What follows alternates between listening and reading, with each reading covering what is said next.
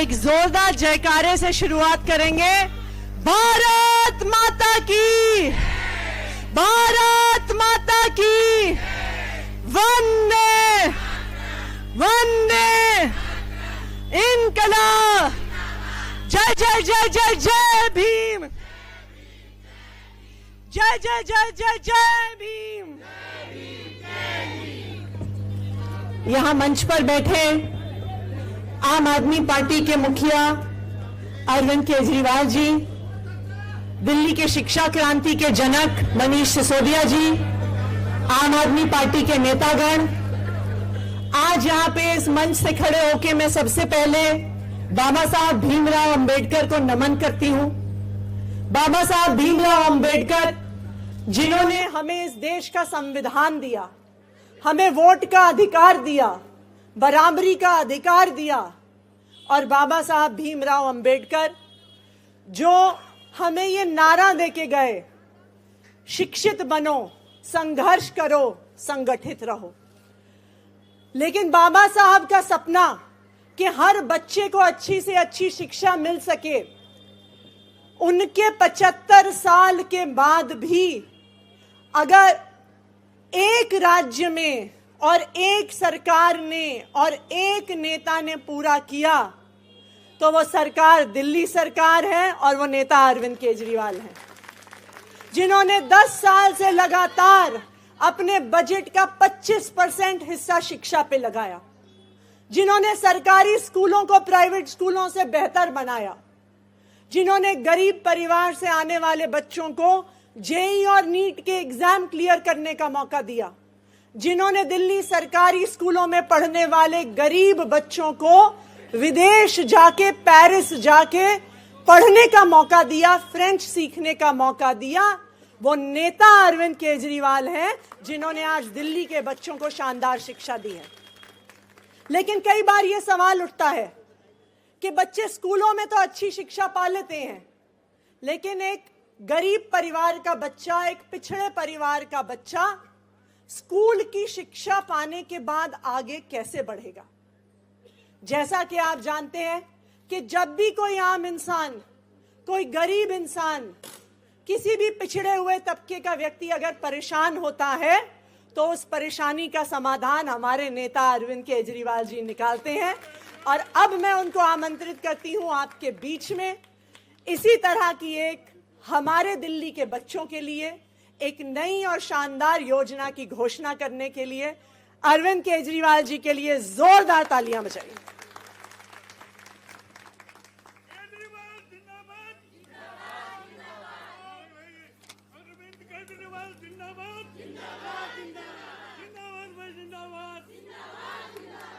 आज यहाँ पे आए हुए मेरे सभी साथियों को मेरा नमस्कार, सबको मेरा प्रणाम। दोस्तों, अभी 3 दिन पहले हमने देखा कि किस तरह से संसद के अंदर देश के गृह मंत्री और भारतीय जनता पार्टी के लीडर अमित शाह जी ने संसद में बाबा साहब अम्बेडकर का अपमान किया। जो शब्द उन्होंने इस्तेमाल किए वो शब्द तो अपमान करने वाले थे ही, लेकिन जिस लहजे से उन्होंने बोला, उन्होंने उनका मजाक उड़ाया। उन्होंने बाबा साहब अम्बेडकर का मजाक उड़ाया।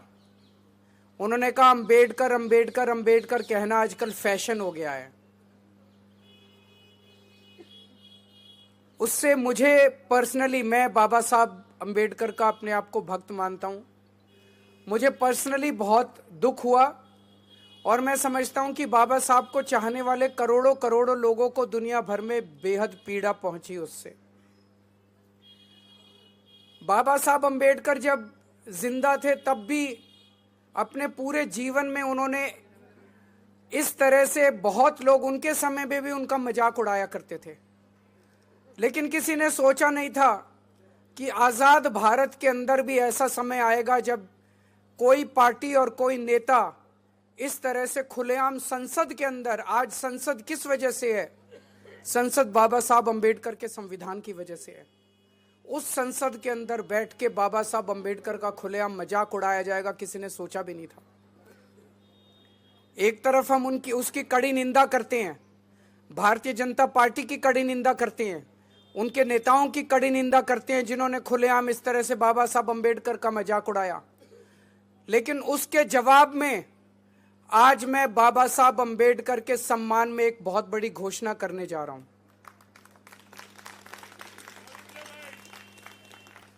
बाबा साहब अंबेडकर ने सबसे ज्यादा तवज्जो दी थी शिक्षा को।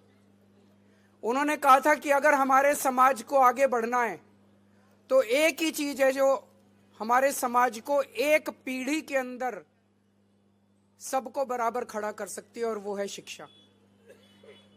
उन्होंने अपनी जिंदगी में शिक्षा पाने के लिए जितने संघर्ष किए उसकी हम कल्पना भी नहीं कर सकते।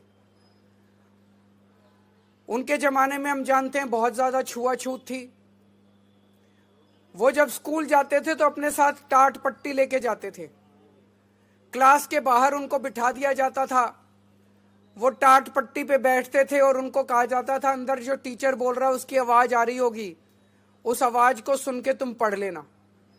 ऐसी परिस्थिति में पढ़ के वो बंबई में उन्होंने ग्रेजुएशन प्राप्त की और उसके बाद वो कोलंबिया यूनिवर्सिटी से पीएचडी प्राप्त की उन्होंने। 1915 में उन्होंने कोलंबिया यूनिवर्सिटी से पीएचडी प्राप्त की और उसके बाद वो लंदन स्कूल ऑफ इकोनॉमिक्स गए, वहां से उन्होंने पीएचडी की। लेकिन लंदन स्कूल ऑफ इकोनॉमिक्स में पढ़ते हुए उन्हें बीच में अपनी पढ़ाई छोड़नी पड़ी क्योंकि पैसे कम पड़ गए और उनको वापस देश आना पड़ा। फिर उन्होंने पैसे का जुगाड़ किया और फिर दोबारा अपनी पढ़ाई पूरी करने के लिए लंदन स्कूल ऑफ इकोनॉमिक्स गए और उसके बाद उन्होंने किस तरह से संघर्ष करके देश को आज़ादी दिलाई, भारत का संविधान लिखा और देश के पहले कानून मंत्री बने, हम सब लोग जानते हैं। आज मैं चाहता हूं कि कोई भी दलित समाज का बच्चा पैसे की कमी की वजह से उच्च शिक्षा प्राप्त करने में वंचित ना रह जाए। इसलिए आज मैं डॉक्टर अंबेडकर स्कॉलरशिप का ऐलान करता हूं कि दलित समाज का कोई भी बच्चा अगर दुनिया की किसी भी टॉप की यूनिवर्सिटी में पढ़ना चाहेगा तो वो बच्चा उस यूनिवर्सिटी में एडमिशन ले ले। बस एडमिशन लेने के बाद उसका सारा पढ़ाई का खर्चा, आने जाने का खर्चा, सारा खर्चा दिल्ली सरकार वहन करेगी।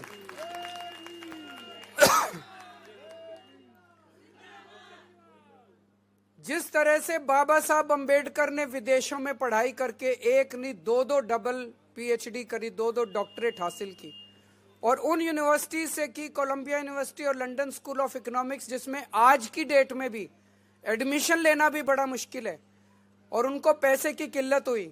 लेकिन आज हम आज़ाद भारत में सांस ले रहे हैं। आज़ाद भारत में किसी बच्चे को फॉरेन यूनिवर्सिटी में पढ़ने की दिक्कत नहीं होनी चाहिए।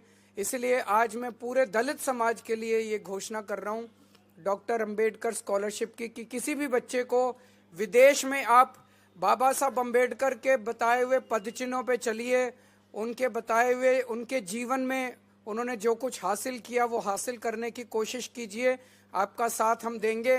कुछ लोगों का प्रश्न था कि सरकारी कर्मचारी जो दलित समाज के लोग सरकार में हैं, क्या सरकारी अफसरों के ऊपर भी ये योजना लागू होगी? जी हाँ, लागू होगी, क्योंकि मैं नहीं समझता कि कोई सरकारी कर्मचारी भी जो ईमानदारी से काम करते हैं वो भी अपने बच्चों को विदेशों में बिना स्कॉलरशिप के पढ़ाने की हैसियत रखते हैं, उन पे भी ये योजना लागू होगी। तो उन्होंने जो भारतीय जनता पार्टी ने और अमित शाह जी ने उनका मजाक उड़ाया, उसका जवाब आज हम इस योजना से पूरे दलित समाज के लिए दे रहे हैं। बहुत बहुत शुक्रिया। जय जय जय जय जय भीम, जय जय जय जय जय भीम। बहुत बहुत धन्यवाद।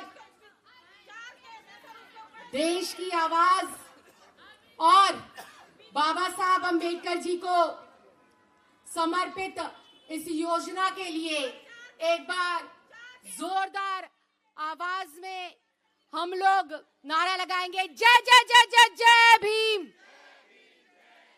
जय जय जय जय जय भीम। बहुत बहुत धन्यवाद।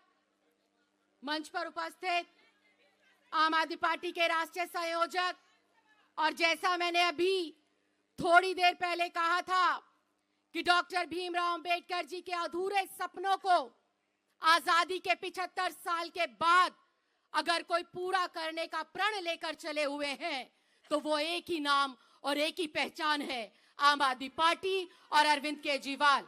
अरविंद केजरीवाल जी के और आम आदमी पार्टी की ऐतिहासिक योजना मुझे लगता है दिल्ली के दबे कुचले समाज के बच्चों को वैश्विक स्तर पर बड़ी से बड़ी डिग्री हासिल करने का ना सिर्फ मौका देगी बल्कि दबे कुचले समाज को अग्रिम पंक्ति में लाकर खड़ा करने में मील का पत्थर साबित होगी। बीते 3 दिन पहले जिस प्रकार से संसद में ये कहा गया कि अंबेडकर अंबेडकर अंबेडकर एक फैशन बन गया है, तो उन लोगों को मैं कहना चाहती हूं, अंबेडकर एक फैशन नहीं, अंबेडकर एक पैशन है, और वो पैशन है शिक्षित करने का। अंबेडकर वो पैशन है दलित समाज को अग्रिम पंक्ति में लाकर समानता का अधिकार देने का। अंबेडकर वो पैशन है महिलाओं के ऊपर हो रहे अत्याचार को खत्म कर कर महिलाओं को सम्मान देने का और आर्थिक तौर पर मजबूत करने का। और डॉक्टर भीमराव अंबेडकर जी के उस पैशन को फॉलो कर रहे हैं दिल्ली के लोकप्रिय नेता, हम सब के भाई, दिल्ली के बेटे अरविंद केजरीवाल। एक ऐसा नेता, एक ऐसा भाई जो दिन रात 24 घंटे सिर्फ और सिर्फ बाबा साहब के पद चिन्हों पर चलने का काम करता है, उनकी जीवनी को पढ़कर उनके मार्गदर्शन में चलने का काम करता है, संघर्ष करता है सत्ता विरोधी और तानाशाही और लोकतंत्र विरोधी लोगों के साथ, और संघर्ष करता है देश की एकता, अखंडता, भाईचारे को मजबूत करने के लिए और शिक्षित करने के लिए समय समय पर शिक्षा जगत में ऐतिहासिक क्रांतिकारी कदम उठाकर देश के हाशिए पर पड़े हुए, दिल्ली के हाशिए पर पड़े हुए बहनों को, बेटियों को, दलितों को, अगड़े को, पिछड़े को शिक्षित करने का मौका देता है, स्वस्थ करने का मौका देता है, और अग्रिम पंक्ति में लोकतंत्र के अंदर जो है अपनी हिस्सेदारी को मजबूत करने का मौका देता है। आप सबको आज की इस ऐतिहासिक योजना के लिए अरविंद केजरीवाल जी की ओर से और पूरी दिल्ली वासियों की ओर से खूब खूब बधाई, खूब खूब शुभकामनाएं।